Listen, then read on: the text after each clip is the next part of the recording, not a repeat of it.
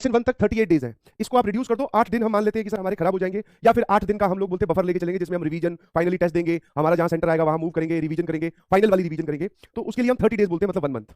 और सेशन 1 और सेशन 2 के बीच में आपके पास 2 महीने रहने वाले हैं। ये वाला बड़ा ही रिलैक्सिंग है, समझ में आया?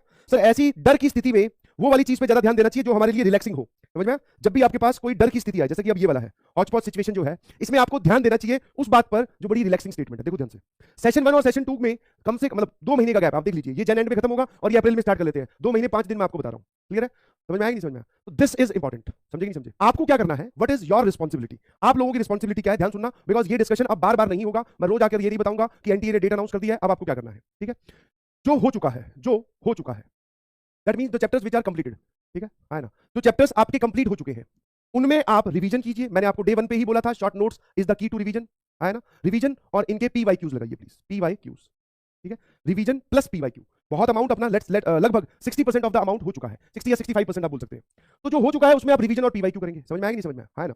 उसके बाद में जो अब आने वाले चैप्टर्स हैं, ठीक है, अपकमिंग चैप्टर्स में आपको एक चीज का हमेशा ध्यान रखना है कि कुछ भी करके आप उन चैप्टर्स में ये वाला बैकलॉग नहीं होने देंगे। आपको इसके नोट्स प्लस वीडियो मतलब वीडियो लेक्चर आपको कंप्लीट करने हैं जी, बिल्कुल सही।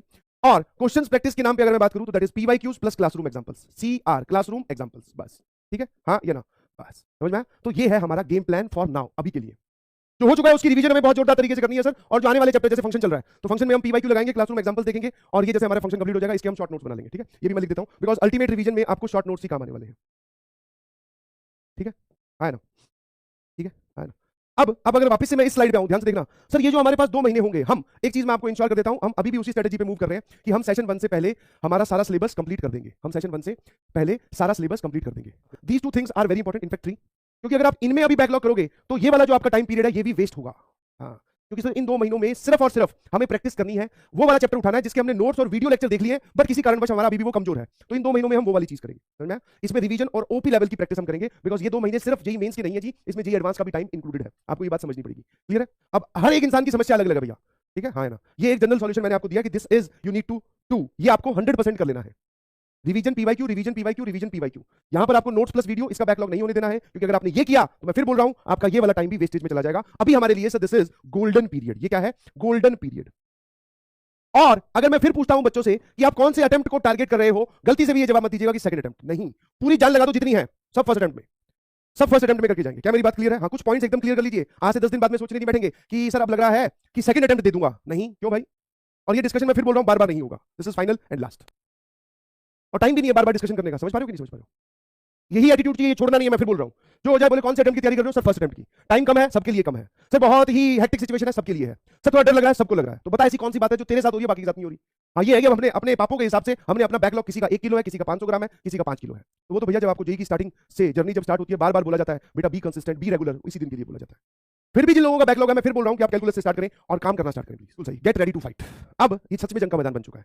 कल तक तो ऐसा था कि सर हाँ मुझे भी यही लग रहा था बीच में, ये तो था कि जैन में होगा पेपर, बट फिर बीच में लगने लगा कि अब इन्होंने नोटिफिकेशन नहीं दिया है तो शायद ये लोग अप्रैल में ही करवाएंगे, बट भैया उन्होंने कल ही बम फोड़ दिया, लियो आप लोग ड्रॉपर हैं, अभी ज्यादा हालत खराब जो है वो 12th वालों की है भैया, क्योंकि उनको इस गोल्डन पीरियड में तुम्हारे पास क्या काम होगा बाद में? प्रैक्टिस, जो टॉपिक वीक रह गया उसको इंप्रोवाइज करना और एडवांस की तैयारी करना, मतलब सिर्फ practice sir, high level question solve करने और अच्छे अच्छे सवाल सॉल्व करने, basic theory is completed, basic questions are completed.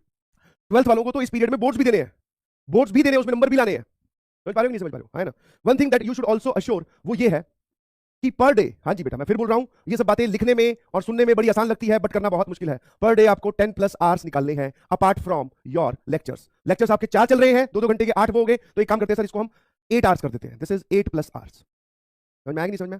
अब अपनी जो नोट्स मेकिंग वाली प्रोसेस है उसको थोड़ा तेज कर दीजिए प्लीज, नोट्स मेकिंग वाली जो प्रोसेस है उसको थोड़ा तेज कर लीजिए, कुछ कुछ चीजें आपको खुद ढूंढना पड़ेगा कि शॉर्टकट उसका क्या है, ध्यान सुनना प्लीज। जैसे मान लो मैं इस सवाल को नोट्स में लिखने लगता हूं तो एक बच्चा है वो सिर्फ अब इफेक्टिव, इसको बोलते हैं इफेक्टिव तरीका, बिकॉज जैसे ही सिचुएशन चेंजेस हुई, different situations demands different efforts. Sir सिर्फ ये लिखा, ऑप्शन लिखने की कहां जरूरत है भाई? ऑप्शन लिखने की कहां जरूरत है? तुझे फिर भी लगे कि ऑप्शन से सर माहौल तो उसी से बनता है, ऑप्शन हमें डराते हैं, तो जहां पर तू नोट्स में ये लिखे तो लिख लेना सर ये लेक्चर नंबर, साथ में ये लिख लेना लेक्चर नंबर 8 का स्लाइड नंबर इसका सवाल है, ताकि हमारे पास कभी ऑप्शन देखने हो तो हम यहां के देख लें। तो अब आपको फालतू की चीजें नहीं लिखनी है, क्लियर है ना? और 8+ आवर्स, है ना? और ये जो है ये ऑप्टिमम होनी चाहिए, मतलब ये एफिशिएंट होनी चाहिए, दिस इज एफिशिएंट, ठीक है? 8+ की अगर बात करोगे तो 2 hours per subject per day, 2 hours each subject, हाँ ठीक है, तो 2 2 4 और 2 6, ठीक है? और उसके बाद में हम 2 आवर्स की सर क्या करने वाले हैं? प्रैक्टिस। और इस बीच में कहीं पर भी हमें छुट्टी मिले, हम रिलैक्स हो, जिस दिन हमारी कोई क्लास कैंसिल हो जाए किसी कारणवश, वैसे होगी नहीं अब, बट किसी कारणवश हमारी क्लास कैंसिल हो जाए, उस दिन सर हम प्रैक्टिस का अमाउंट और बढ़ा देंगे। उस टाइम पीरियड में हम लोग रिवीजन निकाल लेंगे। कोई भी दिन हमें ऑफ मिलेगा संडे वाला, हम उस दिन से टेस्ट देंगे, फिर शाम को रिवीजन करेंगे। आपको अपने स्टडी टेबल से उठना नहीं है जी, अब उठने का वक्त चला जा चुका है। गेम प्लान एकदम क्लियर है क्या? जो लोग लिख रहे हैं ना 2 आवर्स में नहीं होता है, एक अंदर की बात बताता हूं, कर लेते हैं लोग, ठीक है? हाँ, ऐसे तो 2 आवर्स में भी नहीं होता है, 10 आवर्स में भी नहीं होता है, होता ही नहीं है ऐसे तो।